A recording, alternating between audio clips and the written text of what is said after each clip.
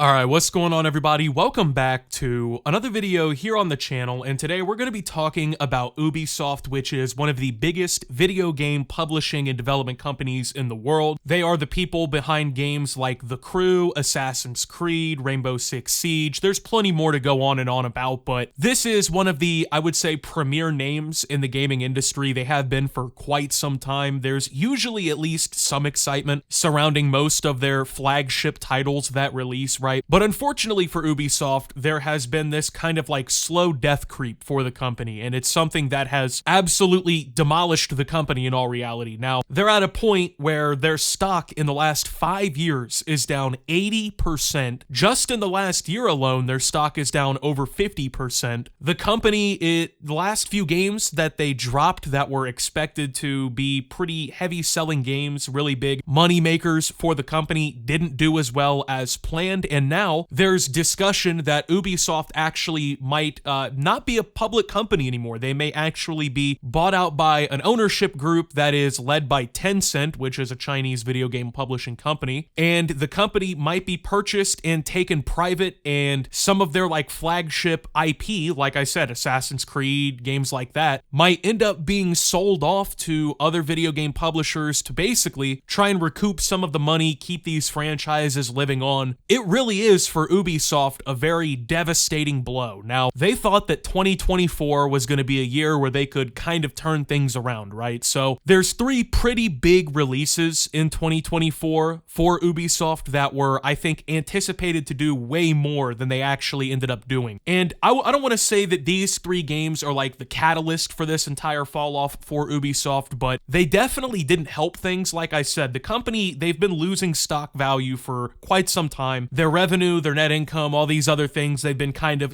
falling off. Now they're in the red. And they thought that these games were going to kind of help like turn things around, right? So they released a game called Skull and Bones, which is like this pirate adventure game that was early in 2024. Some people liked it, some people didn't, but unfortunately for Ubisoft, this game never really took off in the way that they expected it to, right? It never ended up being that like Sea of Thieves competitor that a lot of people ended up seeing it to be. Now, keep in mind, I'm not saying that these games are bad when I'm talking about them, because honestly, I didn't play Skull and Bones. I also didn't play another one of these games that we're going to be talking about here. But unfortunately for Ubisoft, they put these expectations out on the table. They're like, yeah, these games are going to help turn things around for us. Unfortunately for them, Skull and Bones did not reach the popularity that they wanted it to. The next game is XDefiant. Now, I talked about this game in yesterday's video where I discussed Call of Duty killers and not using that term anymore. This was a free-to-play first-person shooter game that was supposed to compete with games like Call of Duty, Battlefield, Halo, all these other games, right? Now, they just announced a couple weeks ago that even though XDefiant came out this year, they will be shutting down the servers and ending support for XDefiant within basically a couple weeks or months. The game really doesn't have that long left to go,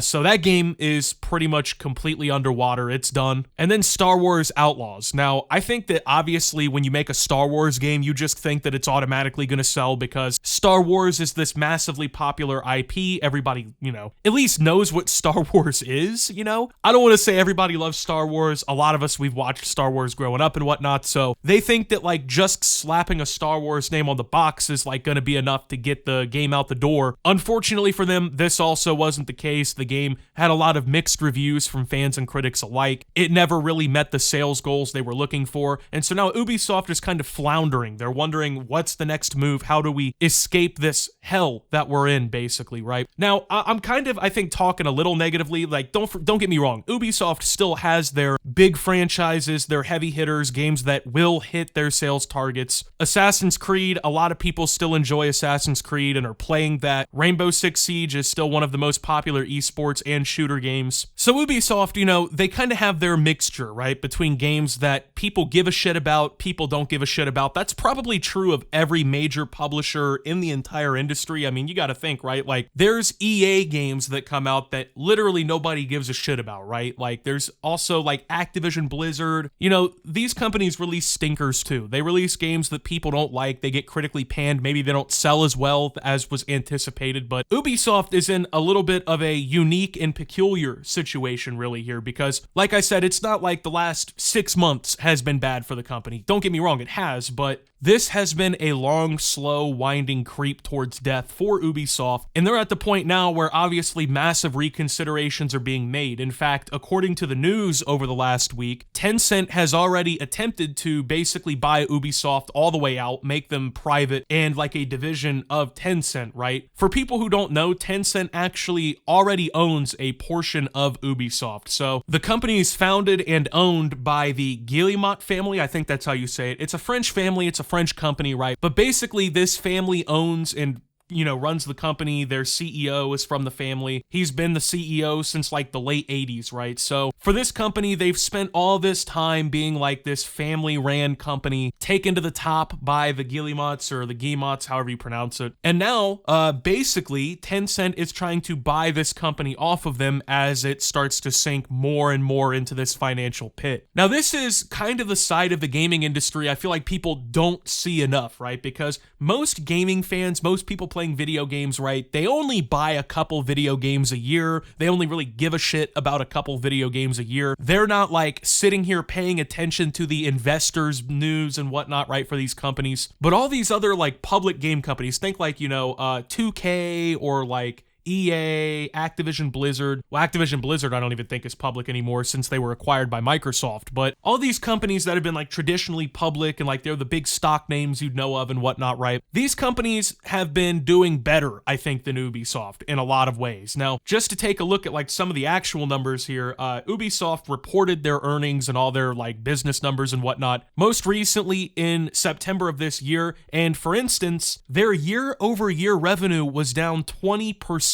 Their net income year over year was down 620%. Their net profit margin is now negative 36.7%, which is a reduction year over year of nearly 800%. So this is a company who they've been doing worse and worse and worse, right? It's like a snowball effect where over the last few years, things got kind of, murky in the waters, right? They tried to really kind of hammer things back home and it just didn't work. Now, I think that this really, though, sends a massive message to the rest of the gaming industry. Now, like I said, most of these other companies haven't gone the route of Ubisoft yet, but largely in the video game industry, companies over the last decade or so have seen all of their revenue and all these numbers hit these like record historic highs. Now, Ubisoft, obviously, they're in a different position. They're down, actually. And the message that I think this sends could really resonate with every game company, though. It doesn't matter if it's a company that's on the brink of like bankruptcy or being taken private and laying people off, or if it's a company that's making fucking billions a year in profit, right? We're at a point in gaming history where over the last like decade or so, these companies have been pushing up all these profits based on like microtransactions, battle passes, pre-orders, DLC, bonus content, all kinds of different shit, right? There's been all these new schemes introduced into the video gaming industry. They've been normalized in the entire industry from, one developer person making video games in their bedroom to these companies with tens of thousands of employees. And a lot of these monetization schemes and different things that have been introduced basically to increase revenue have harmed video games in a lot of different ways. And I think Ubisoft is a perfect example of this, right? I don't think that it's Ubisoft has like bad ideas for their games and whatnot. Like there's definitely a market for Star Wars games, for instance, and there's a market for first-person shooters, and there's a market for pirate games and shit like that. But the issue with Ubisoft, and realistically a lot of other companies that have gotten luckier, is they're just not hitting the way that they're supposed to. They're not fucking coming out here and providing the product that people really want them to. And for a while, a lot of these game companies got away with it, right? In the late 2010s, especially like video game companies, once they started making money through the bullshit schemes and whatnot, they started really stripping down the content of games. Games started coming out like half finished, and it wasn't one or two games a year. It started becoming normal, right? The whole early access excuse, as I like to call it, since 90% of games that come out in early access now either never leave early access, or when they do, they're really not much different than they were in early access, right? This kind of shit has begun hurting the gaming industry, I think, because so many people realize, like, yeah, a company like Ubisoft might be making a Star Wars game, but is it going to be a good Star Wars game? Is it going to be like Knights of the Old Republic or the OG Battlefront games or anything like that? Well, the answer to that is no. None of these games are usually hitting the margins or whatever that people are expecting. And as a result, I think a lot of customers have lost a lot of trust in gaming companies. Now, this is something that hits differently depending on the company because, I mean, you have ones out there like Rockstar Games, for example. Like, everything they release, at least for the most part, is a critically acclaimed masterpiece. They take their time on it. And even though they do a lot of the things that the rest of the industry does, like, you know, the whole definitive collection fucking fiasco, right? Which they inevitably fixed. That was a disaster at the jump for Rockstar. There's a lot of like rumors going around that GTA 6 might actually end up being worse than people expected since a lot of like prominent people left Rockstar Games. But for the most part, companies like that, they hit that measure of success, right? Not only are they making games that appeal to the market they're trying to, they're at least presenting a product that's good enough that people not only want to play it long term, but they're also providing a product that people are willing to pay for repeatedly, right? I mean, look at Grand Theft Auto 5, for example. I've bought Grand Theft Auto 5 for the PlayStation 3, pre-ordered it when it came out, PS4, I got it when it came out. PC, I still play that. Xbox One, I'm pretty sure I had it for, right? So, like, they make shit that I'm willing and many other people are willing to buy like 4 different times. But a lot of these Ubisoft games, it feels like they kind of come and go. Now, obviously, there's standoffs to that. There's Rainbow Six, games like that, right? But for the most part, a lot of the shit that they release is kind of come and go, you know? It either appeals to people or it doesn't. And I think over the last few years, they've started to decline in quality for a lot of these games, and they've kind of fallen off of the pedestal in a way, right? So now we're sitting here wondering, like, what is the future exactly for Ubisoft?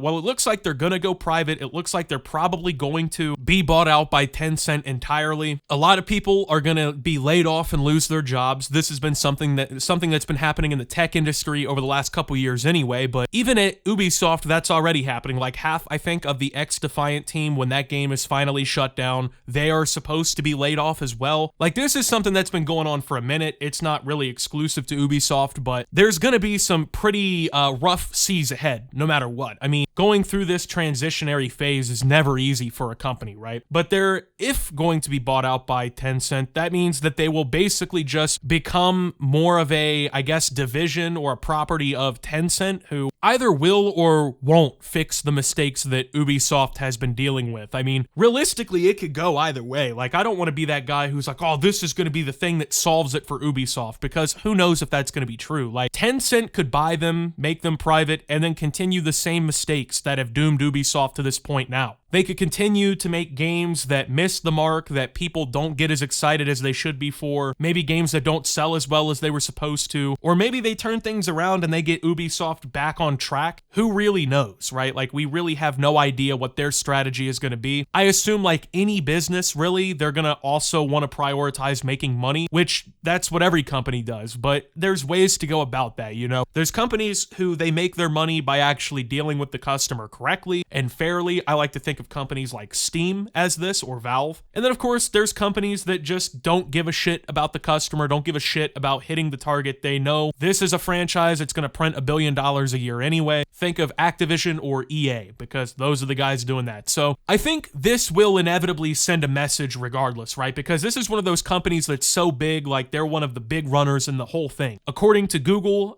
basically Ubisoft has like 19,000 total employees as a company, right? So this is no small fry in the batch. This is a huge company. This is a huge name. No matter what happens next for them, it's going to be newsworthy. It's going to be something that shakes up the gaming industry. But to wonder how we got to this point, I think it's quite obvious. And I think that it's something a lot of other companies should learn something from. So anyway, with that being said, thank you guys for watching. If you did enjoy, make sure to leave a like, subscribe if you're brand new around here on the channel. Follow me over on Twitter and Twitch at @SubToOptimus. Make sure to check out Shoptimus down below. Thank you to my Watch Optimus subscribers. Your support helps the channel tremendously. And until my next video, guys, this is Optimus, well, talking about Ubisoft's downfall and signing out.